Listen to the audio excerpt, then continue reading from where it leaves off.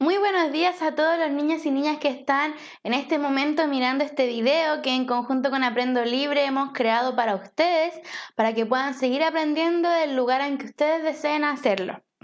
Mi nombre es Camila y soy la profesora que los va a acompañar a lo largo de todo este recorrido donde van a tener aprendizajes nuevos de la asignatura, pero también van a poder recordar algunas cosas que ya sabían.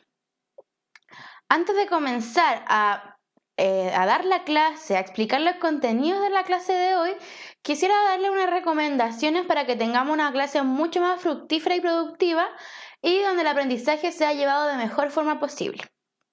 En primer lugar, me gustaría solicitarles, si es que pueden, que se ubiquen en algún lugar donde se sientan cómodos, donde no hayan tantas distracciones y sea posible concentrarse de una manera óptima. Asimismo, me gustaría pedirles que este lugar en el que ustedes van a escoger tomar esta clase sea un lugar donde no tenga mucha luz para que no les bloquee la visión de la pantalla, para que no se vea el reflejo, ni que tampoco tenga muy poca luz, porque si tiene muy poca luz ese espacio, puede que les dificulte el momento de anotar y ustedes puedan revisar lo que están anotando, ¿ya? Tratemos de que sea un lugar cómodo, cálido y que haya una luz media que sea suficiente para poder ver y para poder escribir los apuntes que van a tomar de esta clase. Otra sugerencia que les quiero hacer es que dejen los teléfonos a un lado, aquellos que están trabajando desde el computador, para que no tengan ningún elemento que los desconcentre ni los distraiga. Como sugerencia también los invito a que si quieren pueden acompañarse de un vaso o una botella de agua y de esta manera se van hidratando y van despertando su mente y su cerebro a medida que vaya avanzando en la clase. Y así siempre vamos a mantener nuestro cerebro hidratado, nuestro cuerpo hidratado y vamos a tener la atención mucho mejor puesta en la clase. Y por último, quiero despedirles que en esta clase tengan un cuaderno, una agenda u hojas donde puedan anotar los contenidos que yo voy a ir indicando. En muchas ocasiones ustedes van a tener que tomar apuntes, sin embargo en otras pueden copiar textual lo que aparece de la presentación, ¿ya? Van poniendo pausa cuando quieran anotar algo y sientan que avanzo más rápido y de esta manera podemos ir al ritmo de ustedes porque este es el momento en que ustedes aprendan desde su propia forma de aprender, ¿ok? Entonces, vamos a comenzar luego de lo que acabamos de hacer con la clase de hoy. Pero antes, los que desean hacer alguna sugerencia, o sea, los que deseen tomar alguna de las sugerencias que les di o van a hacer algo antes de comenzar los contenidos, pongan pausa, hagan lo que tienen que hacer y vuelven para que no interrumpan la clase entre medio. Comenzamos entonces. La clase del día de hoy tiene por objetivo conocer e identificar tipos de narradores. La sesión se llama ¿Quién habla en el relato? En primer lugar vamos a recordar lo que hicimos la clase pasada, que era este esquema en el cual nosotros podíamos ubicar los tipos de texto que encontramos para así visualizarlos y que al momento de encontrarnos con algún texto en nuestra vida sepamos qué tipo de texto es y a qué categoría pertenece. Yo los invito a que en su cuaderno o en lo que ustedes tengan para anotar dibujen este árbol y porque este árbol los va a acompañar a lo largo de todas las sesiones que nos siguen, ¿sí? Durante todas las sesiones vamos a ir agrandando este árbol, vamos a ir dándoles más ramas, quizás van a salir algunos frutos, etc. Porque este árbol, véanlo como nuestro eje de aprendizaje. Con este arbolito ustedes van a poder siempre acompañarse y van a poder siempre tener claridad de lo que estamos viendo y en qué parte vamos, ¿sí? Entonces, el árbol que ustedes van a dibujar puede ser un árbol que ustedes deseen, al que a ustedes más les guste, con el color que ustedes deseen, con la cantidad de hojas que deseen.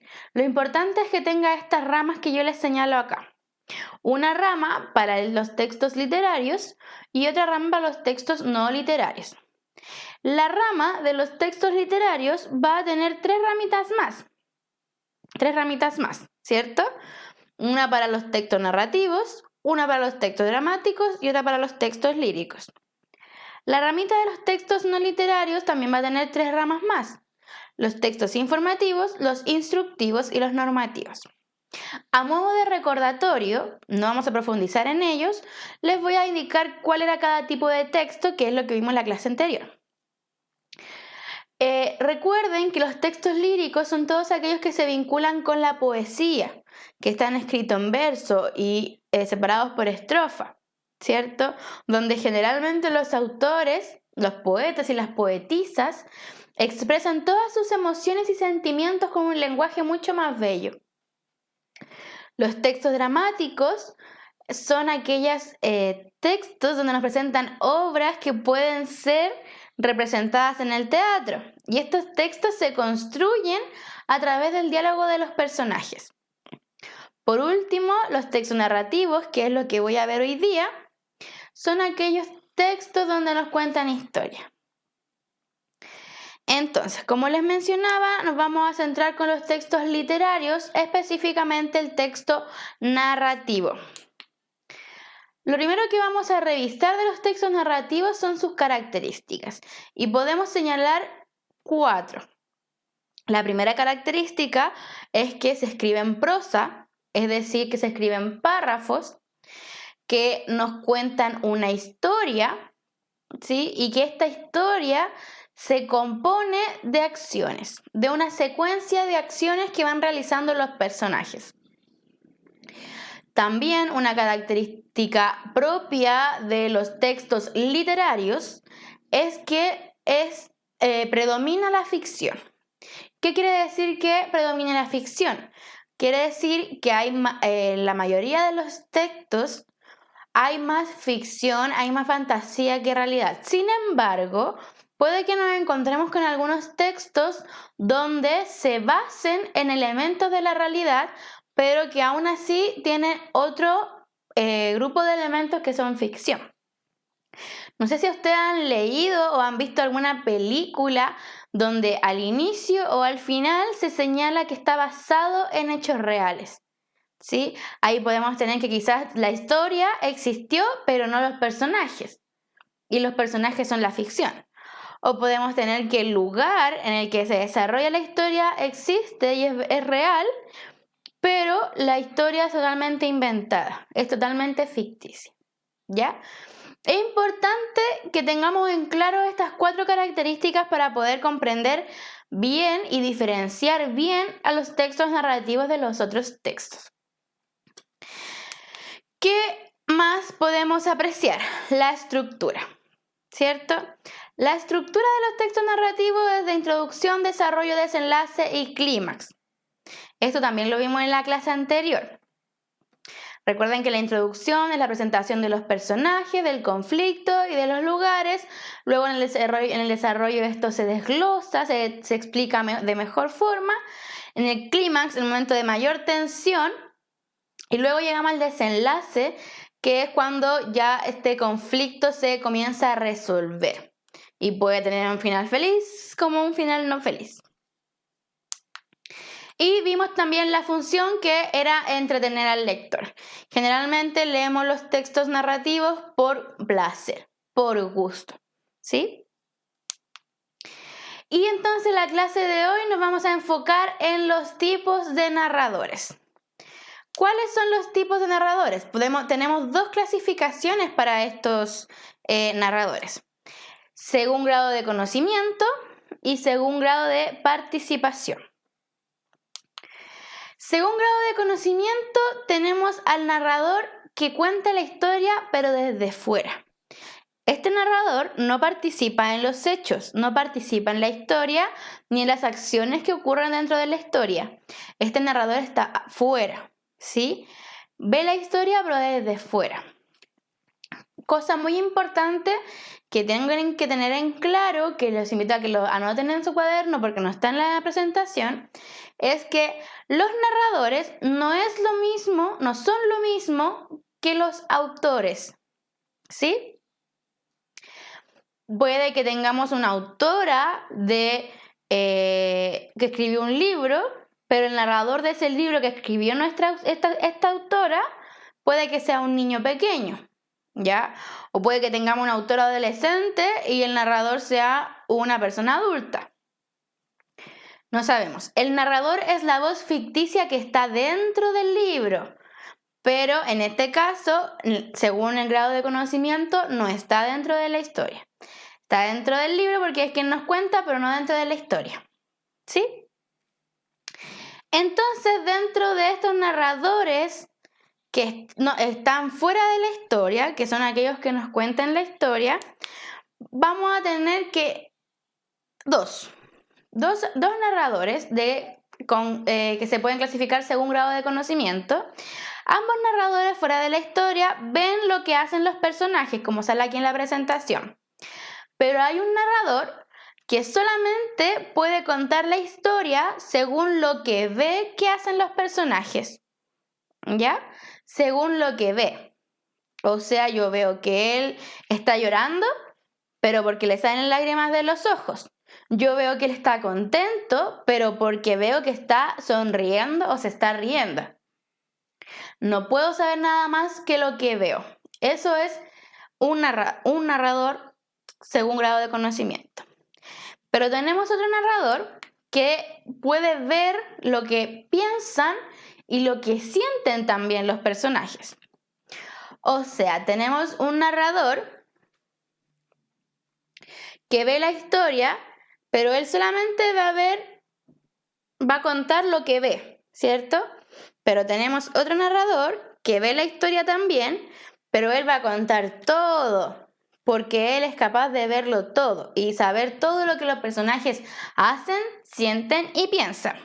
Entonces, tenemos dos narradores que podemos integrar en esta clasificación de grado de conocimiento. Un narrador que solamente sabe lo que ve y otro que también sabe lo que ve, sienten y piensan. Este último narrador que sabe lo que ve y piensan los personajes se llama omnisciente, ¿sí? Es el narrador que lo tenemos en la clasificación según grado de conocimiento, que está fuera de la historia y que es capaz de ver todo lo que pasa con los personajes, que se llaman omniscientes. Quiero que leamos este cuento de Manuel Rojas para ver qué características podemos identificar de este narrador o qué elementos del texto nos permiten comprender que es un narrador omnisciente. El cuento es un fragmento de El vaso de leche de Manuel Rojas. Yo voy a leer y ustedes al mismo tiempo siguen la lectura, ¿ok? Dice: cuando la señora se dio vuelta, él se restregó las manos sobre las rodillas regocijado, como quien tiene frío y va a beber algo caliente. Volvió la señora y colocó ante él un gran vaso de leche y un platito lleno de vainillas, dirigiéndose después a su puesto detrás del mostrador. Su primer impulso fue beberse la leche de un trago y comerse después las vainillas, pero enseguida se arrepintió. Sentía que los ojos de la mujer lo miraban con curiosidad. No se atrevía a mirarla. Le parecía que, al hacerlo, conocería su estado de ánimo y sus propósitos vergonzosos, y él tendría que levantarse e irse sin probar lo que había pedido. Pausadamente tomó una vainilla, humedecióla en la leche y le dio un bocado. Bebió un sorbo de leche y sintió que la quemadura ya encendida en su estómago se apagaba y deshacía. Pero, enseguida, la realidad de su situación desesperada surgió ante él, y algo apretado y caliente subió desde su corazón hasta la garganta.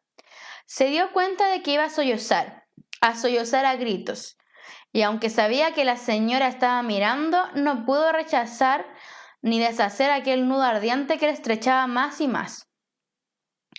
Resistió, y mientras resistía, comió apresuradamente, como asustado, temiendo que el llanto le impidiera comer. Cuando terminó con la leche y las vainillas, se le nublaron los ojos, y algo tibio rodó por su nariz, cayendo dentro del vaso. Un terrible sollozo lo sacudió hasta los zapatos. Afirmó la cabeza en las manos y durante mucho rato lloró. Lloró con pena, con rabia, con ganas de llorar, como si nunca hubiese llorado. En este cuento que leímos de Manuel Rojas, ¿qué elementos ven ustedes que le indican que se trata de un narrador omnisciente? Exactamente. Acá muestra que el narrador sabe lo que está sintiendo el personaje. Hay claves textuales que lo indican. Por ejemplo, dice, sentía que los ojos de la mujer lo miraban con curiosidad. Solamente el narrador omnisciente podría saber lo que el personaje está sintiendo. Y no está diciendo que este personaje sentía cómo la mujer lo miraba. Solamente él puede sentirlo. El narrador de conocimiento relativo no sabría eso. ¿Sí? ¿Qué otras pistas podemos encontrar? Por ejemplo, podemos encontrar que aquí decía resistió y mientras resistía comió como asustado, ¿cierto? Otra pista textual que nos indica que el narrador omnisciente puede hacer eso y saber todo lo que está sintiendo el personaje. Ahora veamos el narrador de conocimiento relativo. ¿Sí? Como les comentaba, el narrador del conocimiento relativo es el que no sabe todo, sabe parcialmente las cosas, ¿sí? Y está fuera de la historia. Quiero que veamos este texto para analizar ese tipo de narrador que lo extraje de este libro de Santiago en 100 palabras y que lo escribió Paula Silva Lobos, una mujer de 35 años. El texto, este microcuento, se titula Walking Dead. El Walking Dead es el rey de la cuadra. Siempre se le ve al costado del condominio durmiendo la mona o descansando sus ondulantes piernas cojas dañadas por el tiempo y los fríos inviernos. Su familia son los perros vagos y los harapos sobre un colchón tirado en la cuneta, única riqueza que le hemos visto atesorar. Nunca pide limosna, nunca pide comida, solo camina y camina mientras menea su botella y empina su tinta soledad callejera. Como podemos ver en este texto, el narrador está hablando de otra persona, ¿cierto? Está hablando y contando las acciones que realiza otra persona. Por eso decimos que es conocimiento relativo. Y esta persona solamente cuenta lo que ve. O sea, este narrador solamente cuenta lo que ve de esa persona. Nunca pide limosna, ella nunca lo ha visto pidiendo limosna. Nunca pide comida, tampoco lo ha visto pidiendo comida, ¿verdad? Solo camina y camina mientras menea su botella. Acá hay un ejemplo entonces de narrador de conocimiento relativo y que se ubica en la clasificación de según grado de conocimiento. Ahora pasemos a los narradores que se pueden clasificar según su grado de participación en la historia. Este narrador está dentro de la historia, a diferencia de conocimiento, de según grado de conocimiento que está fuera de la historia, el de participación está dentro de la historia. Y no es uno, sino que son 3 que podemos reconocer dentro de la historia. ¿Cuáles son estos 3? El protagonista, el secundario y el testigo. Si se fijan acá en este dibujo, está el protagonista primero, más adelante, luego está el secundario atrás del protagonista, al costado, ¿cierto? Y un poco más atrás está el testigo, ¿sí? Entonces, vamos con el primer ejemplo para reconocer al narrador protagonista que se ubica en la clasificación de grado de participación. Este es un cuento de Edgar Allan Poe, es un fragmento también y se llama Corazón delator. Voy a comenzar a leer y ustedes me van siguiendo al mismo tiempo. Es cierto, siempre he sido nervioso, muy nervioso, terriblemente nervioso. ¿Pero por qué afirman ustedes que estoy loco? La enfermedad había agudizado mis sentidos en vez de destruirlos o embotarlos, y mi oído era el más agudo de todos. Oía todo lo que puede oírse en la tierra y en el cielo. Muchas cosas oí en el infierno. ¿Cómo puedo estar loco entonces? Escuchen y observen con cuánta cordura, con cuánta tranquilidad les cuento mi historia. Me es imposible decir cómo aquella idea me entró en la cabeza por primera vez, pero, una vez concebida, me acosó noche y día. Yo no perseguía ningún propósito, ni tampoco estaba colérico. Quería mucho al viejo.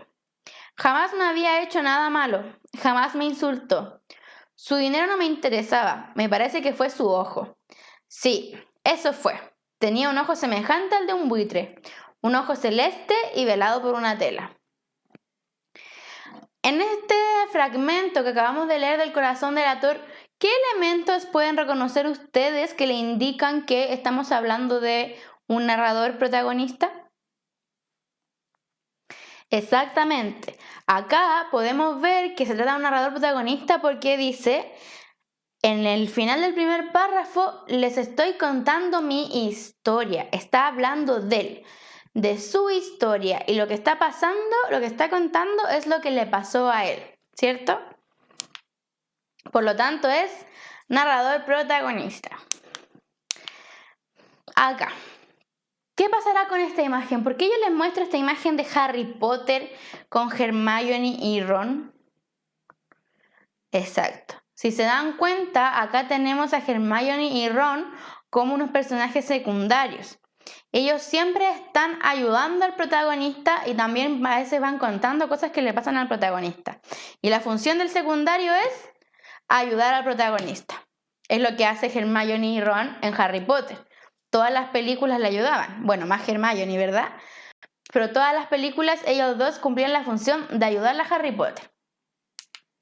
Lo mismo pasa acá en Coco. El padre de Coco, durante toda la película, desde que se encontró con su hijo, lo estuvo ayudando a encontrar a su familia sin saber lo que era su familia, ¿verdad? Y lo mismo pasa para los que han visto esta película con El Rey León. Timón y Pumba, también secundarios, y a lo largo de toda esta película, desde que Simba se pierde, ellos están ahí ayudándolo y acompañando siempre al protagonista.